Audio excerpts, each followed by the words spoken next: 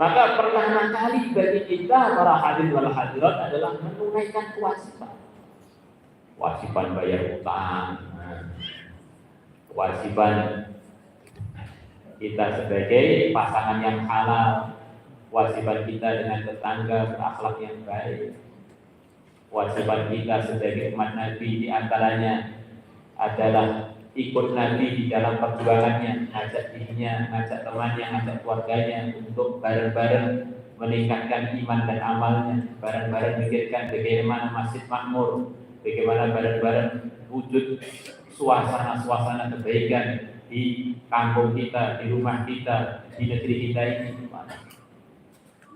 Di samping itu, para ulama mengatakan kewajiban-kewajiban memang kalau dikerjakan dengan sempurna akan mendatangkan kesuksesan, mendatangkan derajat yang begitu tinggi di surga. Tapi biasanya kalau orang itu tidak mengamalkan amalan-amalan sunnah, resikonya tidak mampu mengerjakan yang wajib-wajib.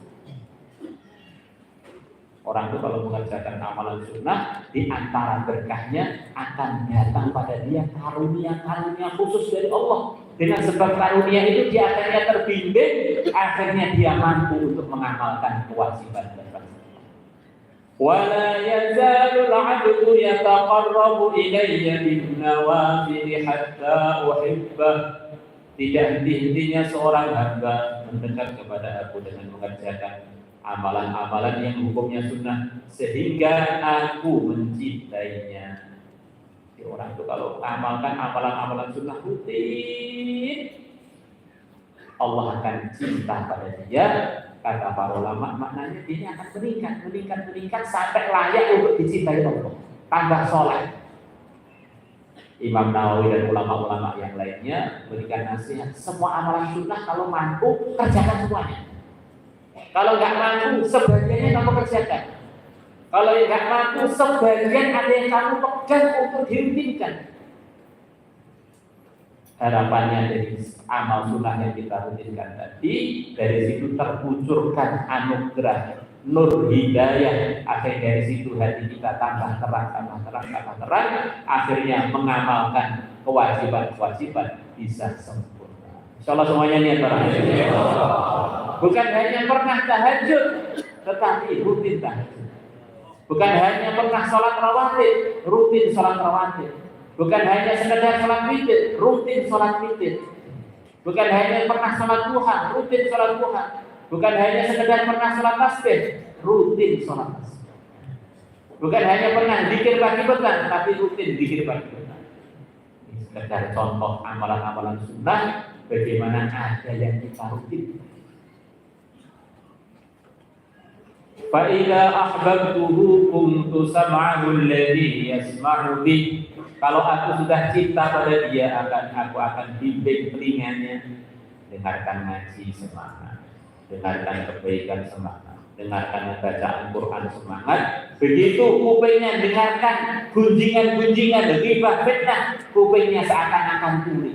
Loh, kupingku waras wiris kok nggak dengar apa-apa ini? Ternyata majlis itu majlis gunjing orang. Karena berkahnya dia rutin tahajud, kupingnya ditutupi oleh Allah dari mendengar keburukan. Wa sam'ahu wa basarahu alladhi yubsiru bihi. Allah akan bimbing pandangannya, akan bimbing matanya. Melihat istri semangat, melihat suami semangat, melihat Quran semangat. Begitu melihat suaminya orang atau melihat istrinya orang loh, mata saya kok 21 ini, nggak kelihatan apa-apa. Kenapa itu? Oh, ternyata karena rutin amalan sholat rawatib. Masya Allah. Melihat HP, pas konten-konten bagus pengajian Quran, Masya Allah jelas. Begitu ada yang buka-bukaan aurat langsung seperti kita. Kenapa ini? Oh, ini berkahnya sulit rutin sholat tasbih. Matanya terbimbing. Wa yadahu allati yaqtisu biha, Allah akan bimbing tangannya, ambil Quran, bantu tetangga, sedekah. Begitu mau dibuat maksiat, mau dibuat ngambil yang bukan haknya, tangannya tiba-tiba seperti kaku loh, seperti setruk mendadak. Ternyata karena berkahnya wirid pagi petang, tangannya tidak mau diajak maksiat.